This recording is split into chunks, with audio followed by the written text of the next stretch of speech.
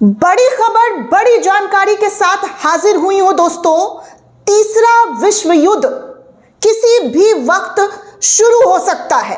किसी भी वक्त यह युद्ध की आगाज अमेरिका और ईरान के बीच देखने सुनने को मिल सकती है। अब तक की जो जानकारी निकलकर सामने आ रही है, एक एक करके एक एक टॉपिक पर बात करूंगी कि क्या और किस तरीके के नतीजे जो है तीसरे विश्व युद्ध में देखे जा सकते हैं। सबसे बड़ी खबर सबसे पहले आपका अपना चैनल आपको दिखाने वाला है। वीडियो को आखिर तक जरूर देखिएगा क्योंकि पूरी दुनिया के लिए बहुत इंपॉर्टेंट वक्त, नाजुक हालात से पूरी दुनिया इस वक्त गुजर रही है। जो होने वाला है या हो सकता है वो बहुत ही भयावह और खतरनाक हो सकता है क्योंकि अमेरिका और ईरान एक दूसरे से उलझता हुआ नजर आ रहा है। पिछले साल इसी महीने आपको याद होगा ईरान और इजराइल के बीच भयंकर तरीके की लड़ाइयां देखने सुनने को मिली थी और एक बार फिर से 2026 में एक बड़ी भविष्यवाणी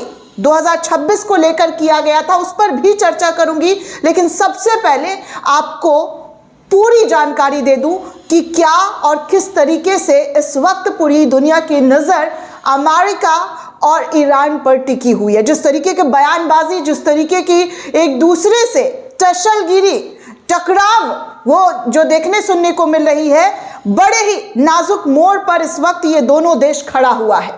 दुनिया जो कभी शांति, तरक्की और इंसानियत के सपनों से भरी थी, आज बारूद, धमकियों और परमाणु हथियारों की छाया में सांस ले रही है। टीवी स्क्रीन पर रोज रोज नए नए ब्रेकिंग न्यूज, कहीं मिसाइल टेस्ट, कहीं युद्ध अभ्यास, कहीं प्रतिबंध तो कहीं बदले की चेतावनी। और इसी बीच एक सवाल जो हर जागरूक इंसान के मन में उठ रहा है, क्या हम तीसरे विश्व युद्ध के मुहाने पर खड़े हैं? आज हम बात करेंगे ईरान, अमेरिका और रूस की तीन ताकतों की। जी हाँ, ईरान, अमेरिका और रूस की ये तीन ताकतें हैं, तीन विचारधाराएं और एक बेहद अस्थिर दुनिया। साथ ही जोड़ेंगे बाबा बोंगा की वो भविष्यवाणी जिसने 2025 और 2026 को लेकर पूरी दुनिया को डरा कर रख दिया है। कहा जाता है कि बाबा बोंगा की भविष्यवाणी कभी भी खाली नहीं गई है और 2026 के लिए बाबा बोंगा का जो भविष्यवाणी है वो बड़ा डरावना है। 21वीं सदी की दुनिया ने कोविड, आर्थिक मंदी, जलवायु संकट और क्षेत्रीय युद्धों को झेला है, लेकिन आज हालात उससे भी ज्यादा खतरनाक है, उससे भी ज्यादा भयावह है। यूक्रेन युद्ध ने रूस और पश्चिमी देश को आमने सामने लाकर खड़ा कर दिया है। मिडिल ईस्ट पहले से ही बारूद का ढेर बना हुआ है, यह किसी से छुपा नहीं है दोस्तों। और एशिया से लेकर यूरोप तक हर जगह सैन्य तैयारियां तेज हो चुकी है। हर जगह सैन्य तैयारियों में तेजी लाई हुई जो है चीजें दिखाई दे रही है। इतिहास गवाह है, जब बड़ी ताकतें आमना सामने आती हैं तो पूरी दुनिया उसकी कीमत चुकाती है। जी हाँ दोस्तों, ध्यान से एक बार फिर से रिपीट कर रही हूं, इतिहास गवाह है, जब बड़ी ताकतें आमने सामने टकराती हैं, आती हैं तो पूरी दुनिया उसकी कीमत चुकाती है। अमेरिका खुद को लोकतंत्र और मानव अधिकारों का रक्षक बताता है, लेकिन सवाल यह है कि क्या अमेरिका वाकई शांति चाहता है या सिर्फ अपना वर्चस्व कायम रखना चाहता है? ये बड़े सवाल है दोस्तों। अमेरिका और वहां के प्रेसिडेंट को लेकर ईरान पर लगातार प्रतिबंध, मिडिल ईस्ट में सैन्य ठिकाने, यूक्रेन को खुला समर्थन और चीन और रूस को घेरने की रणनीति, यहां से तमाम चीजें शुरू होती है। ये सब क्या संकेत देता है? ये पूरी दुनिया की राजनीति में बड़े संकेत दे रहे हैं। अमेरिका जानता है कि उसकी ताकत उसकी अर्थव्यवस्था और डॉलर से आती है। अमेरिका बार बार इस बात का जिक्र करता रहा है, लेकिन आज जब दुनिया डॉलर से दूर जाने की कोशिश करती है तो अमेरिका असहज हो जाता है। अमेरिका असहज हो जाता है और यही टकराव दुनिया को युद्ध की ओर धकेल रहा है। रूस खुद को पश्चिमी विस्तार का शिकार मानता है और रूस के जरिए भी अमेरिका को सीधे चेतावनी दे दी गई है। रूस ने साफ तौर पर कहा है कि अमेरिका अगर दखल देता है तो नतीजे बुरे होंगे। नाटो का फैलाव, यूक्रेन की पश्चिमी नजदीकी और रूस की सीमाओं तक सैन्य की मौजूदगी, ये सब रूस के लिए सीधी चुनौती है दोस्तों। रूस साफ कह चुका है कि हम दबाव में नहीं झुकने वाले हैं, हम किसी भी तरीके से नहीं झुकेंगे और अगर हम पर किसी ने नजर उठाकर देखा तो अंजाम बुरा होगा। परमाणु हथियार, हाइपरसोनिक मिसाइल और एशिया अफ्रीका से बढ़ती दोस्ती। रूस अब अकेला नहीं है दोस्तों। रूस को किसी भी तरीके से कमजोर नहीं आंका जा सकता है। रूस अब एक ऐसा देश बन चुका है जहां पर हथियार के साथ साथ ताकत भी दिखाई देता है। लेकिन सवाल यह है कि अगर रूस को कोने में धकेला गया तो क्या वो आखिरी हद तक जाएगा। ईरान जिसे सालों से आर्थिक प्रतिबंधों से जकड़ा गया है, लेकिन इसके बावजूद ईरान कभी झुका नहीं है। ईरान के सुप्रीम लीडर कभी झुके नहीं है और ईरान के सुप्रीम लीडर इस बार अमेरिका को बेहद बुरी तरीके से ललकारते हुए नजर आ रहे हैं। मिसाइली तकनीक, ड्रोन शक्ति और मिडिल ईस्ट में बड़ा प्रभाव। ईरान आज एक बड़ी क्षेत्रीय ताकत बन चुका है, जिसका नतीजा आपने पिछले साल देख लिया है।